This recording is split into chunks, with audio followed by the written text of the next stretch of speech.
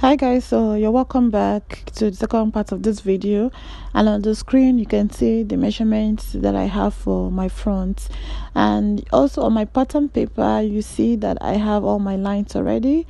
So I previously explained this line, watch that first part before coming to watch this one. Now I have 16.5 inch from the shoulder to the waistline for the front. So the difference between the front and the back is 1 inch difference. In some cases you can have up to 2 inches depending on how busty the person is. So I'm just going to continue with the front illustration. Now on the shoulder line, I'll take half of my shoulder measurement, which is 7.5 on the shoulder line. I'll place a mark there, and I'll be dropping the shoulder by 1.25 inch on the front. For the front shoulder slope, I'll drop it by 1.25, but if you remember at the back I dropped by 1, so it's normal for the front to be a bit lower than the back.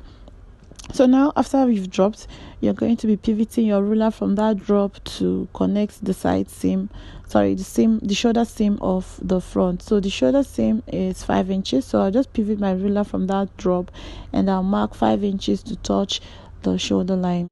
Okay, so I'm going to be taking my measurement for the neck to the waist. So for the front neck to the waist is 12.5. I'll place that point on my vertical line, and then I'll just mark a point there.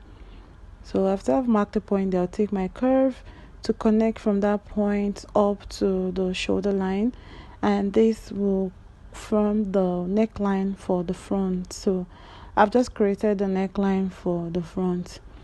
So now after creating the neckline for the front, we're going to form our side seam.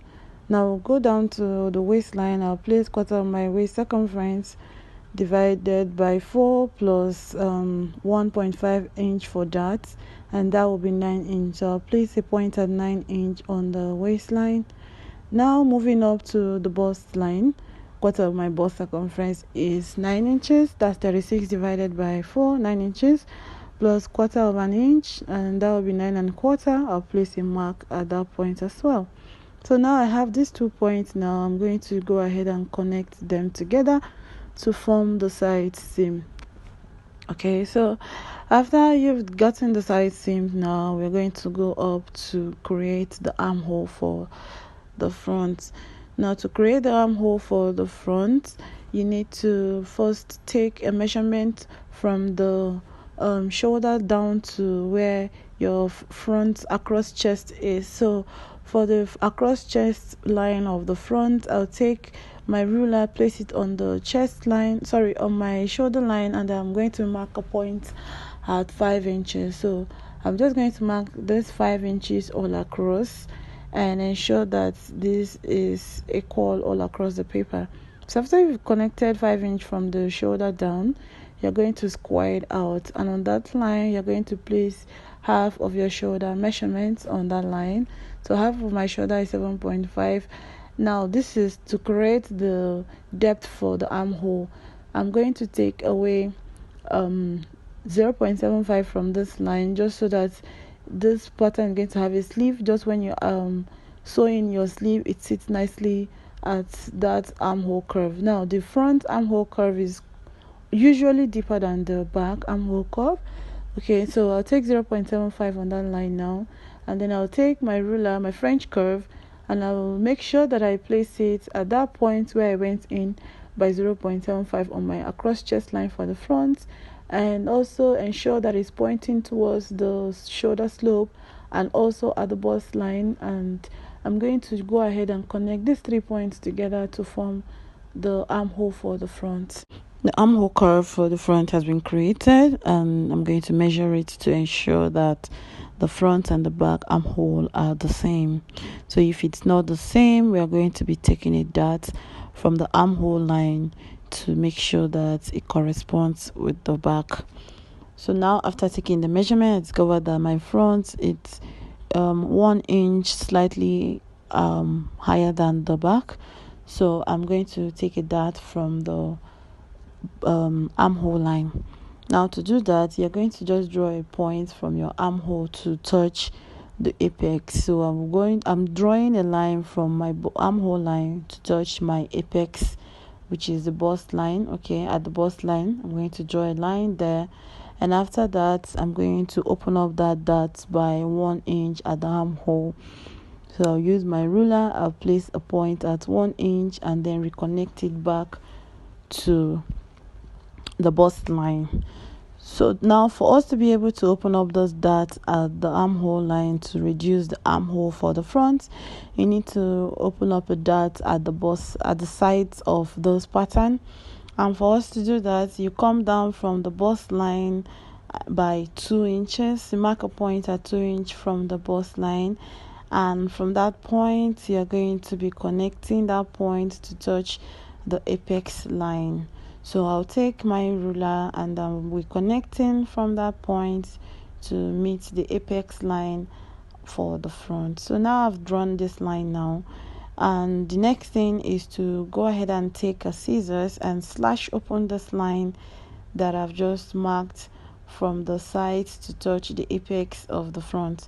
So now you can see the way I'm slashing. Ensure that you slash from the sides to touch the apex point exactly, and by the time you do that, you can now go ahead and fold in the armhole dot. So you can see the way I'm doing it. So watch this video carefully so that you understand the process. If your slash didn't get to the apex point, ensure that you slash your line to get to the apex point. That way it will allow you to be able to fold in the dots at the armhole. So you can see what I have just done now. I've folded in my dot for the armhole and thereby reducing the length of the armhole for the front. So after folding in the dot at the armhole, what you need to do is to take your tape now and go ahead and remeasure, and then use your armhole to redraw a new armhole curve for the front. So I'll just take my curve ruler now, my French curve, and I'm going to redraw a new armhole for the front because the previous one we had has already been tampered with, so you need to redraw the armhole. So now I've redrawn the armhole for the front, and when you redraw, you take your tape and remeasure and ensure that you have exactly what you need at that point. So after, if you remeasure and it still doesn't measure up, really keep releasing the dot until you get exactly the value that you need for the armhole. Now I have gotten my exact value. Now I'm going to close up the dot for the sides so that the side seam and for the front and the back can tally and align properly. So for the dot that we opened at the side, I'm going to take a piece of paper and I'll place it underneath it.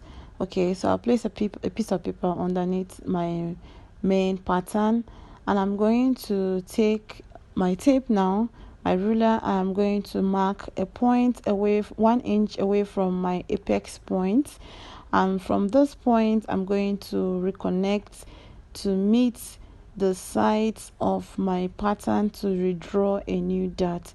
So you take your tape and measure 1 inch away from your apex, and then mark a point away from your apex, 1 inch away from your apex, and redraw your dot legs for the side dot. Now the reason why we take away 1 inch away from the apex is you don't want your dot to be pointed directly at your bust point. You want some ease. You want, when you take your dot, there is some ease and it looks nice also.